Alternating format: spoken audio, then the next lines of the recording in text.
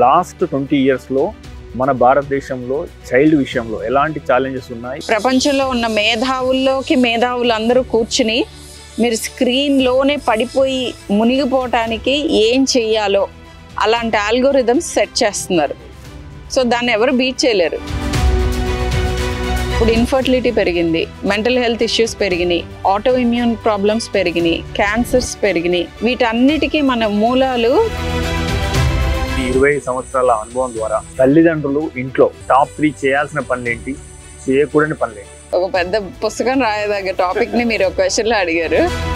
నా చైల్డ్కి ఇన్ని మార్కులు రావాలి, నా చైల్డ్ ఇంత హైట్ ఉండాలి, నా చైల్డ్కి ఈ కాంప్లెక్షన్ ఉండాలి, నా చైల్డ్కి ఈ వెయిట్ ఉండాలి, నా చైల్డ్ ఇంత వేగంగా పరిగెత్తాలి, ఈ బొమ్మలు ఇలా వేయాలి. ఇవన్నీ కూడా మీరు పెట్టుకుంటున్నవి. కాన్షియస్ పేరెంటింగ్ అంటే ఏంటో you'll know if you watch this video.